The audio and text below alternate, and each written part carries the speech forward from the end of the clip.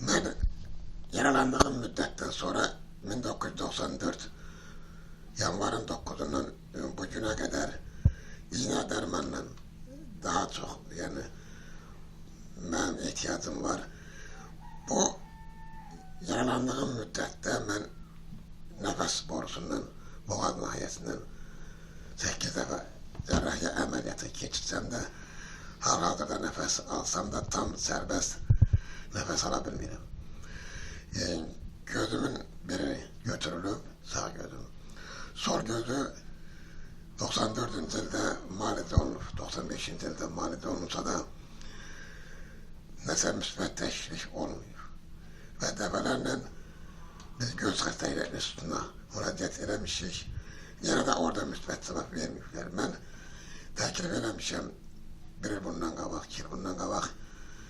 Nadiriyimdə ki, benim harici devletlerde, komşu devletlerde, Türkiye'de, İran'da hem muayene olunum hem de muhalece sol gözümden bağlı. Halihazırda sol gözümde ışık olmadığına göre, yani görüm olmadığına göre ben dünya ışığını görmüyorum. 20 yıl müddettir. Ancak ümidim var, deyilenlere göre, verilen malumatlara göre Türkiye'de, İran'da, başka devletlerde mümkündü. Muayenesi de, muayenesi de mümkündü. O devletlere gitmeye de benim hiçbir maddi imkanım çatmadığına göre ben o devletlere gitmeye imkan yoktu. Ondan da bağlı, ben devletimde de defalarla müracaat eləmişəm, Milli Məclisimdə müracaat eləmişəm, Səhiyyə Nazirliyinə müracaat eləmişəm ki, köməkdarlıq eləsinlər, ben o devletlere gidebileyim. Yine de diğer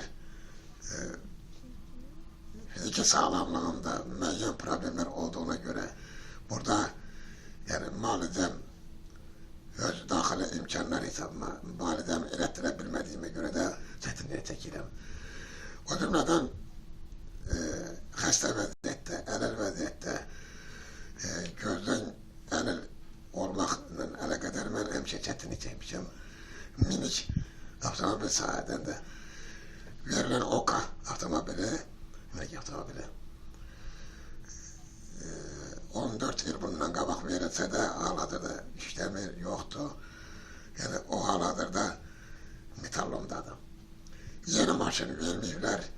Yani maşın sayesinden, minik avtomobil sayesinde de benim en büyük problemlerim oldu. Yani bundan da bağlı defalarla prezidentimle de müracaat etmişim. Lazım teşkilatlara müracaat eləmişəm, hiçbir müsbət cevap gelmiyor. Halihazırda yine üzümü tutup bazı insanlarımıza, xeyriyyətçi insanlara müracaat edirəm ki, yani benim müalicəmlə de bağlı, xarici ülkelerde gözlə bağlı, diğer sahalarla bağlı, müalicəmlə bağlı yine müracaat edirəm ki, imkanı olanlar, beni işleyenler kömək edə bilərlər.